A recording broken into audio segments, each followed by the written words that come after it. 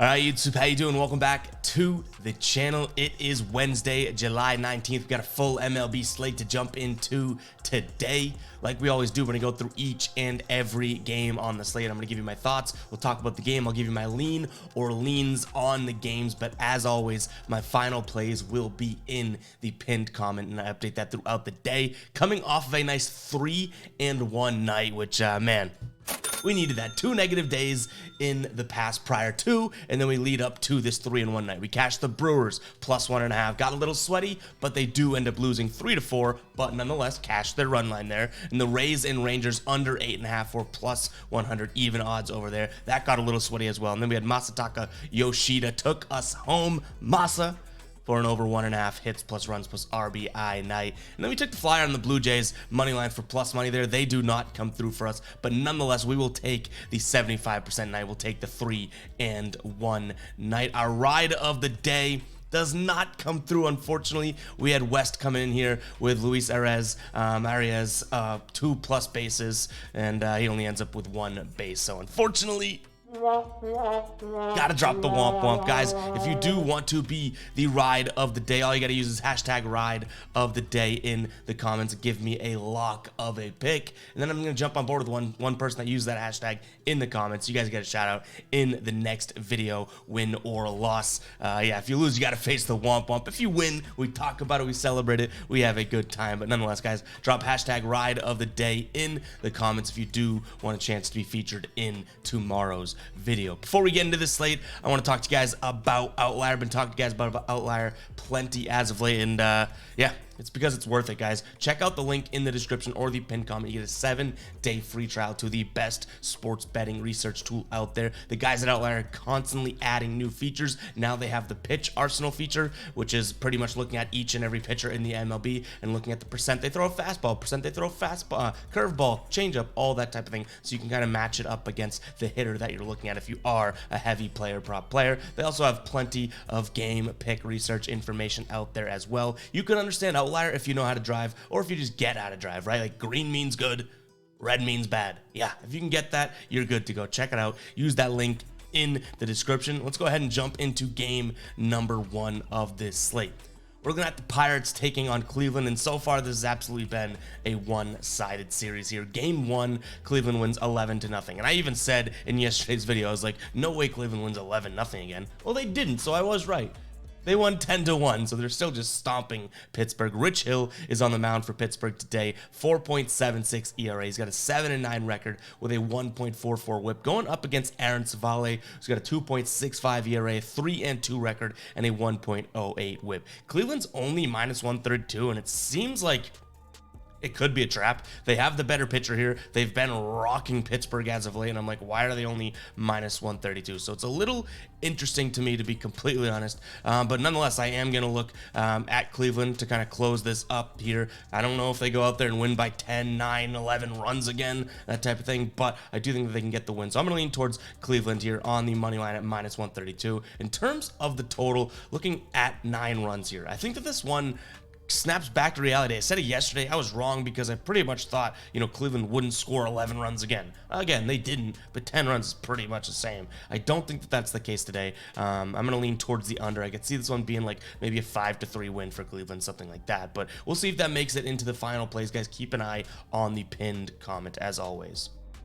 Next up, we have Baltimore taking on the Dodgers. So far, Dodgers have dominated this series as well, winning both games yesterday, taking the 10-3 win. But I do think this could be a spot for Baltimore today. So for a couple reasons here. First and foremost, you got Urias going up against Kramer on the mound. I think these guys are very, very similar in terms of performance here. So I don't really love the Dodgers at the price tag of -150. So I'm kind of gazing past that, or glazing past it, grazing past it, whatever I'm trying to say. But Baltimore plus 135 at home to close out a series here, to end a series. I do kind of like the value. And then you look at it, Baltimore does bat lefties fairly well. They bat lefties better than the Dodgers do bat righties. So I'm actually going to take a peek at Baltimore here on the money line at plus 135. I also don't hate them on the run line at plus 1.5 for -125, and give some good value on the Baltimore side of things today. And then in terms of the total, 9.5. Again, the last few games that we've seen have been over that line. Game 1 of the series was 6-4. Game 2 was 10-3. But if I think Baltimore's going to be able to take at least one win in this series here,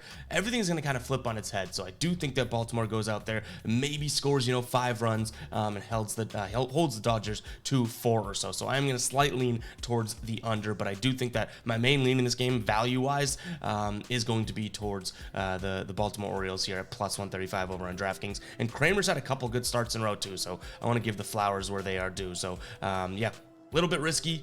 You're betting against probably the worst team because the Dodgers are kind of turning that corner and becoming the Dodgers team we all thought they were, but I don't love that minus 150 price tag for them, so I am going to take a peek at Baltimore. All right, Texas taking on Tampa Bay. So far, so good with 2 good games in this series. We don't know who is on the mound yet for the Tampa Bay Rays here starting. We know that Gray is on the mound for the Texas Rangers. He's got a 3.4 ERA, 6-5 record, and a 1.15 whip. But again, we do not know who's on the mound for this. I would say that I guess I slightly lean towards Tampa Bay to at least take one in this series. But again, we know the money line, which is minus 102. We know the total, which is 9 right now, but we don't know who's pitching for Tampa Bay. So that's obviously a pretty crucial factor. So I would lean towards Tampa Bay just because I think that I at least take one of these games in this series, but we don't know who's pitching. So keep an eye on the pin count, see if anything final comes up there. I also don't hate the under again. I think that these two teams, they are sort of playing more intense than normal baseball, that type of thing. And, that leads to games that are like 3-2, 5-3, and we've cashed 2 unders so far in this series. So take a peek at the under, but again, a lot of question marks in terms of who is pitching for Tampa Bay. All right, St. Louis taking on Miami. Hudson, who we don't really know much about on the mound or haven't seen in a long time, start on the mound for St. Louis here. Miami starting Sandy Alcantara, who we know plenty about. Cy Young-esque guy, not pitching well this season. In terms of odds here, you have St. Louis heavily favored, or at least heavily favored in my opinion, at minus 130 in this one. Miami at plus 116 on the money line. Yesterday I leaned towards Miami because they were plus 150 and change, right? They didn't get the win, but that was why I leaned that direction, because of the value. Today, that plus 116 really doesn't tickle my fancy, doesn't get me going. I don't know if that is going to be worth the risk there, because Sandy Alcantara, as good as he is a talent, you really don't know what you're going to get from him. They've lost 4 of their last 5 games in which he has started in, and he just has not really been all that great, obviously, this season. So I guess I lean towards St. Louis. This is such a fringe lean, though, with Hudson on the mound too, Dakota Hudson. I guess it's a fringe lean. I do think that 8.5 has a chance of going over. So if I had a gun to my head and had to pick a main lean in this game, I guess I would look at the over 8.5. We saw a 10 total in game number 1 of this series, and 7 yesterday, in which the Marlins, I do think, can put up a couple more runs, or at least one more run than they did yesterday, and kind of give a chance at this 8.5. So main lean in this one's going to be over 8.5. I guess I lean towards St. Louis, but I don't really, I don't know. I wish I could back Sandy Alcantara, but he's been too inconsistent. And I wish the Marlins actually were like plus 125 and beyond, because then I could consider some sort of a long shot value there. But plus 116, not really getting it going. So I'm just going to lean towards the over and call it a day. All right, Colorado taking on Houston. Colorado gets the win yesterday. They win 4-3. They were heavy underdogs to plus 184. Gomber on the mound for them today. We don't need to spend too much time on him. He really isn't that great. They don't really have anyone on that staff that is that great. And then Bailick on the mound for Houston. I do think that Houston bounces back here now. Minus 155 with Bailick on the mound. Kind of sketchy, but that is the direction that we are going to lean. And then in terms of the total, 12.5. What do I have to keep telling you guys? Just keep taking the unders when the Rockies are at home. Even though the altitude and the scientists are like, oh, the ball travels further. Yeah, you got to be able to score runs for the ball to even matter that it travels further. So hitting the ball, playing good baseball has not really been in the Rockies' repertoire this season. So I lean towards the under 12.5. These two pitchers, yeah, this is probably the game in the series in which everything can go way over. I get that. But nonetheless, I do lean towards the Rockies in this one. Again, this is only, I think, this is the second game of a two-game split here, a 2-game series. But I do think it'll be a split. I think Houston bounces back with the win. Minus 155 again. A little bit juice to be paid, but I don't think Colorado takes 2 against Houston. If they do, good for them. All right, Oakland taking on the Red Sox here. Oakland gets the win yesterday, 3-0. Did not see that coming. Luckily, we're still able to cash Masataka Yoshida over 1.5 hits plus runs plus RBIs, and he had to do it with 2 hits, but nonetheless, he still cashes for us, so we'll take it. Thank you, Masa. One of my favorite guys in the league right now, but nonetheless, Red Sox huge favorites as they have Brian Bayo on the mound going up against Waldachuk for the A's. I think the Red Sox get this one done. I think they bounce back. They've still been playing really good baseball. Won 2 of their last 3. They've won 8 of their last 10. I like them to come and bounce back here in a big way. So I'm going to lean towards the Red Sox on the run line at -1.5 because -225 is not something I'm willing to pay for the money line. Brian Bayo, probably the best, actually not even probably, the best pitcher on the staff right now for the Red Sox. A bright future ahead. I can trust him. I think if the Red Sox win this one, they win by 2+ runs. So I'm going to lean towards them on the run line. And then we have the total of 8.5. We've seen both games now be X to nothing. You know, one team doesn't show up at all. Last game of the series, I have a feeling that at least, a run will be scored on both sides. So I'm going to lean towards the over 8.5 just because I think the Red Sox, again, are going to have a decent night here. So I think that they're going to be able to go out there and score 5 to 6 runs. So if Oakland can give us a floor of 3, which they were doing with ease prior to this series, right? Or, 7, 8 games, couple weeks prior to this series. If they can go out there and give us that floor, I think we have a great chance of hitting this over. All right, guys, if you are on Prize Picks and have not checked out Daily Grind Fantasy, you are missing out. I've talked about it in a bunch of videos as of late. It's an optimizer that checks out Prize Picks lines, compares it to Sportsbooks lines so you can see if there's any discrepancies so you can get that value over on Prize Picks. And it also shows you all of the odds offered on those popular sportsbooks so you can know if you have a juiced play going into Prize Picks. Because again, Prize Picks doesn't care about odds. It's a fixed payout structure depending on how many guys you throw in and slip, right? So if you can get a bunch of -140, -150s in there, statistically speaking, you're taking juiced picks and favored picks on the sports books, but getting a little bit more of an ROI over on Prize Picks. So make sure to check out this DGF optimizer, guys. I've showed you guys examples of it in the past. I think yesterday we jumped into it if you want to see it in person, but you can get a 7-day free trial using the link in the description as well as the pinned comment. Daily Grind Fantasy, they're optimizing and making things better by the day. I love the guys over there. Shout out to TJ and Matt, really cool guys. If you want to check it out, use that link in the description. If you're on Prize Picks, I almost think that this is a must, and even after the free trial, it's the type of thing that pays for itself within a couple days of using, because you're gonna hit over on Prize Picks using that. But let's get the train back on the tracks. Go check out DGF. Let's get into this next game. Philadelphia taking on the Brewers. Like we said, the Brewers took the small L yesterday because we did hit them on the run line as they lose 4-3. But again, we will take it. It's still a win in our books. Great teams cover. Remember that. The Philadelphia today, -175 on most sports books. Actually, FanDuel, kind of an outlier right now, -168. So if you are on the Philly side of things, like we are today, you might want to go and jump on that if that isn't too much juice for you. A little bit too much juice for me, but Milwaukee just does not hit lefties very well. Only batting .225 on the season, averaging 3 runs per 9, and only just over 2.5 hits against lefties 2 through 9. So I don't really love this matchup for Milwaukee, so I'm going to take a peek at Philly. -168 if we can get it by the time this goes out over on FanDuel is too much juice for me, but nonetheless, it could be some sort of parlay throw-in or monitor the odds to see if they move throughout the day. But I think this is a Philly spot, even though they have won the first game in the series. It's not, I don't think this is like a bounce back spot for the Brewers or anything like that. Phillies have been playing good baseball, won 7 of their last 10. They've won 4 straight games. And Chris Sanchez on the mound today, not terrible, keeps runners off base. He has not been able to record a win yet, which is unfortunate for him, but what does it matter here? You know what I mean? I do think that he's going to go out there and be able to pitch at least, above average against a Brewers team that doesn't hit lefties, and he's a lefty. So I'm going to lean in that direction. And then in terms of the total 9 runs, I'm thrown off here. Yesterday was a 4-3 game.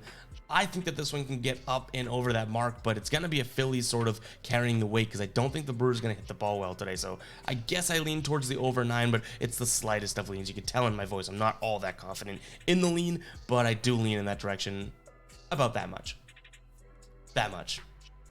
All right, guys, if your eyeballs or ears are still tuned into this video, make sure to comment 14. We're 14 minutes into the video, so go ahead and comment 14 for the guppies. I loved seeing the real ones comment that yesterday. If you don't know what that means, pretty much, we're calling the people that are always like, why are you commenting a number? Why are you commenting 14? Blah, blah, blah, right? Because they don't make it this far into the video. I guess we're just going to start calling them guppies, the fake ones, the guppies out there. So go ahead and comment 14 for the guppies, or drop a guppies word in the comments. I just love the random stuff that makes people go, what the heck, why are you commenting that, as if it affects their day in one bit. But go ahead, comment 14. I've said it a million times if you are still watching at this point. We got the Angels taking on the Yankees. We don't know who is starting for the Angels here. Looks like Rodon is on the mound for the Yankees. I think the Yankees at least take one in this spot here. It's a 4-game series, if I'm not mistaken. I actually don't have that up in my notes. Maybe it's a 3-game series. Forget I said that. But nonetheless, I do think that the Yankees, losing 2 straight, they at least take one of these first 3 or 3.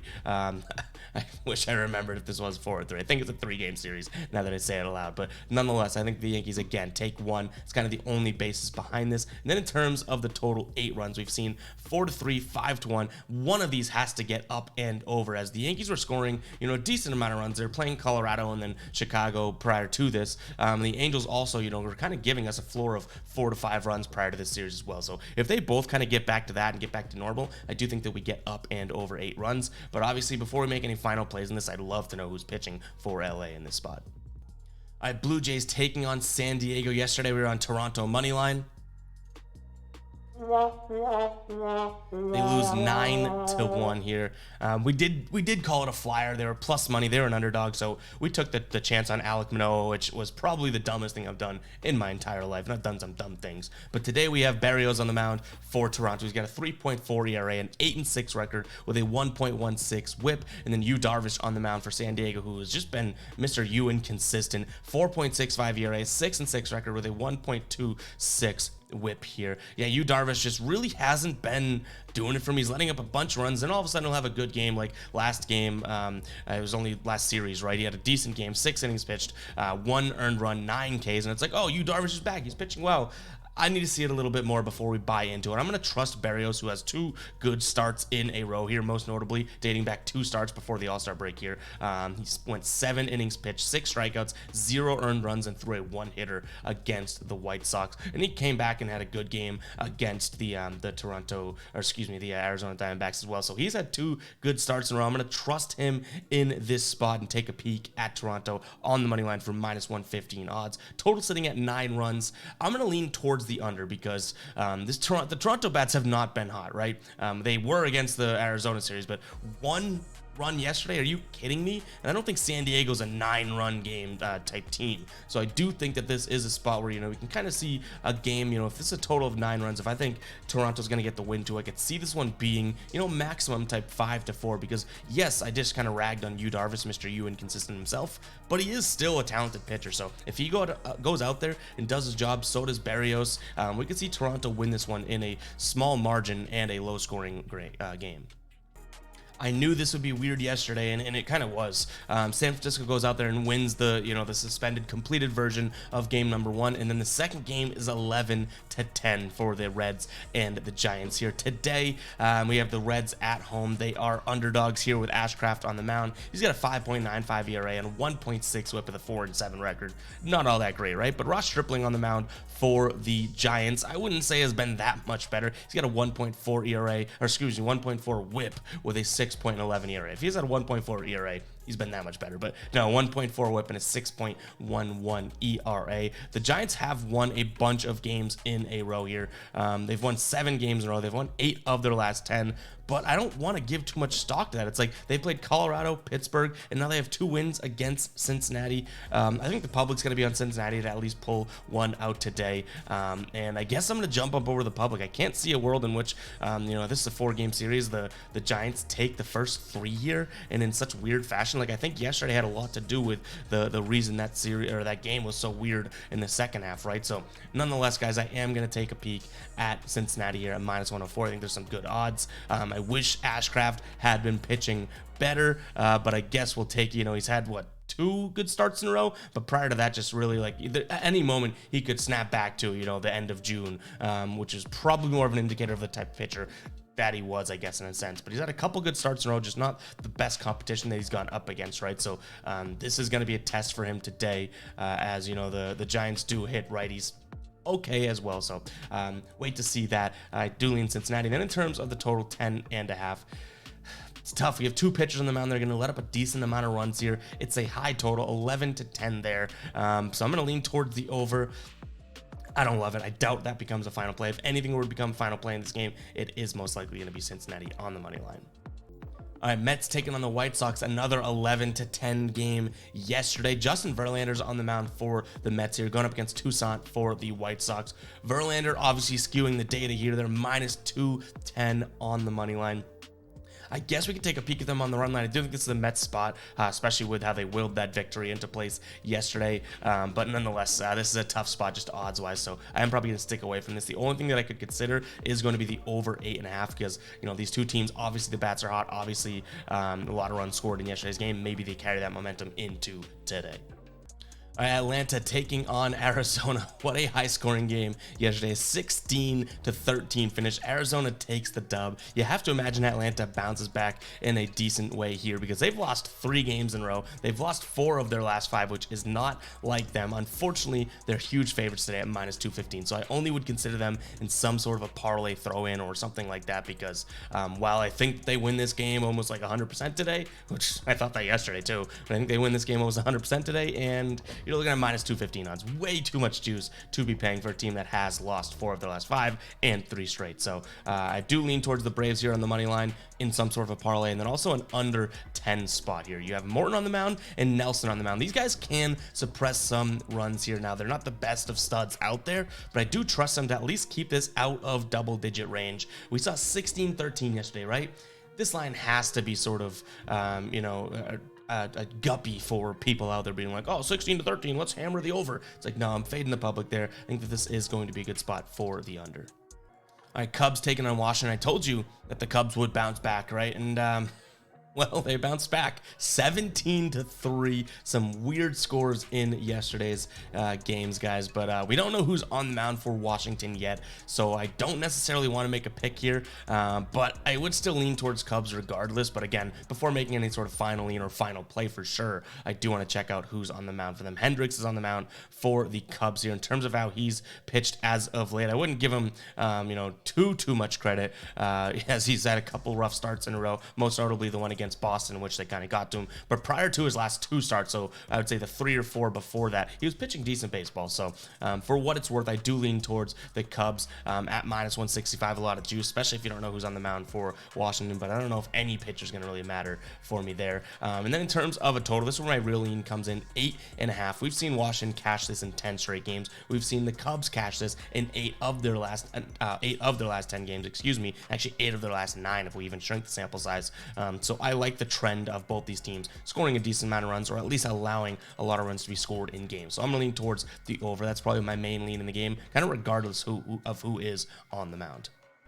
All right, we got the Royals taking on Detroit. Like I said, one of the best series of the year. It just truly is. This is like almost a championship caliber game between these two teams. Yesterday, Detroit wins 11-10, and I do like Detroit today just because Eduardo Rodriguez is on the mound, probably the only pitcher or guy in this series that actually could sway some things. So I like him in this spot for -145 over on Detroit. Seems like a decent amount of juice, but I actually think it's a fair price to be paying for what you're getting from Erod. So I lean in that direction. In terms of the total 8.5, I have no idea. I told you guys I think this would go over yesterday. It did go over, but I didn't think it was going to be 11-10. Who has a read on these two offenses or even defenses for that matter? We had a 3-2 game in game 1, and then a 10-11. This is all over the place. You have 2 kind of garbage teams, so I guess I'll lean towards the under here just because we leaned over yesterday. But yeah, think about that logic. Just because we leaned over yesterday, we'll lean under today. Obviously not a strong lean, but I do like Detroit to be able to get this dub here with Rodriguez on the mound. All right, last game on the slate, we have Seattle taking on Minnesota here. Seattle catching the L yesterday. They won game number 1 of this series, but Minnesota bounces back and wins 10-3 yesterday here. I do think that this is kind of another spot where we're going to see a good game. I think it's going to be a good series. I lean Seattle here. I think that I'm going to trust Luis Castillo, who hasn't had the best of luck in his last few starts here, but still obviously a really dominant pitcher. So I'm trusting the better pitcher in this spot as he's taking on Maeda, who's got a 5.5 ERA, a 2-5 record with a 1.4 whip. You're looking at Castillo with a sub-3 ERA. You know, the record isn't there for him. 6-7, fine. That's not always the pitcher's fault, right? But a 1.03 whip. So I'm trusting the better pitcher in this case. Minus 155, pretty pricey to be paying, I'll be honest. But nonetheless, I still do like trusting Luis Castillo in this spot against the Twins. In terms of the total, 7 runs. They're still trying to bait us, and I keep leaning towards the under because I'm like, why are these such low numbers? 7 runs, right? They keep cashing 7-6, 10-3. So, you know, I don't really want to say that I still lean under, but definitely not just going to hop on board with the over because the last 2 games have gone over, right? So I slight lean towards the under, but again, that is like literally the slightest of leans. Remember what I did earlier in the video with the lean? This is even less. It's like that. Like I have a twitch. That's how much of a lean it is. But guys, that's all I have for you guys today. I hope you guys do enjoy the videos. I did enjoy this video. A lot of big things coming for the Fade Me brand, guys. So very excited for that. This stuff is such good quality. You know, you guys got to pick some stuff up, but more to come on that. And I will catch you guys in the next video. All right. Peace out.